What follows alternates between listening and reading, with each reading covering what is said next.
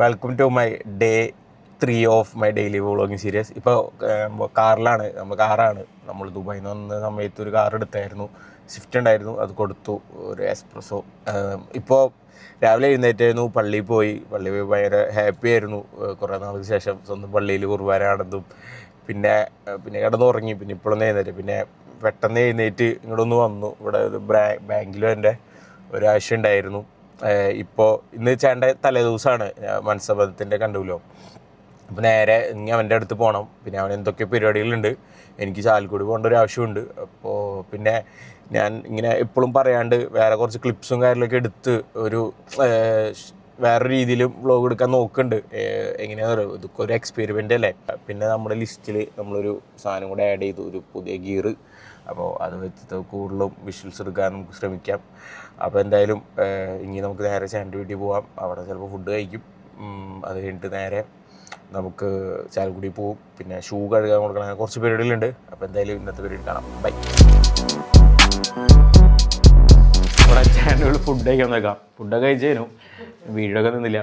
പിന്നെ ഇപ്പോൾ തലേദിവസത്തോളം പോകാൻ ആഗ്രഹമായിട്ടും പിന്നെ കഷൻ്റെ വരുമ്പോൾ കല്യാണ ചെക്കനാണ് അതൊക്കെ ചെയ്യണേ. കല്യാണ ചെക്കൻ ഇൻട്രോവേർട്ട് ആയതുകൊണ്ട് പോയി. പക്ഷേ അവനെ ഒളിഞ്ഞു നോക്കുന്നുണ്ട് ഇവിടെ. ഇവരാണത് ചെയ്യണേ, വേറെ ആരും ചെയ്യാനില്ല.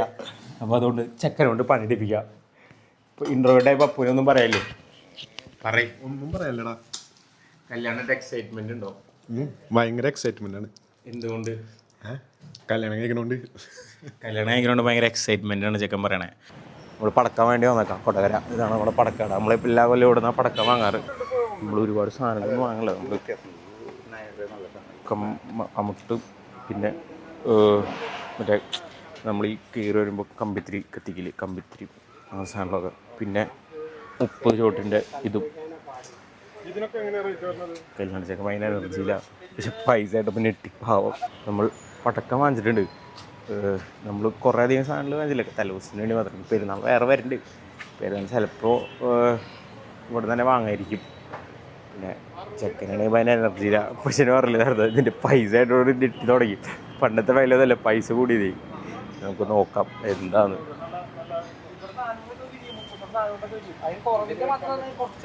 നമ്മുടെ എത്രയായി?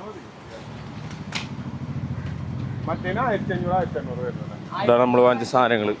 നമ്മൾ പറഞ്ഞില്ലേ, കമ്പിത്തിരി വാങ്ങിച്ചിട്ടുണ്ട്, പിന്നെ 3 കുറ്റി, പിന്നെ മുട്ട്, അങ്ങനെ സാധനങ്ങൾ വാങ്ങിച്ചേക്കണേ. ഗൈസ് ആ ഒരു പോക്ക് പോയെന്നറിയാം. ഞാൻ ഒരുവിധം കുറേ പരിപാടികൾ കിട്ടി. എനിക്കൊരു ഹോസ്പിറ്റൽ കേസ് ഒന്നും അങ്ങനെ ഓട്ടായിരുന്നു. ഇപ്പം എത്തി, ഡ്രസ്സൊക്കെ മാറി, നമ്മുടെ കല്യാണ വീട്ടിലെത്തി. കല്യാണ വിശേഷമാണ്, സെറ്റാണ്. ഇനി എന്തായാലും ഇവിടുത്തെ കാര്യം നമുക്ക് കാണാം.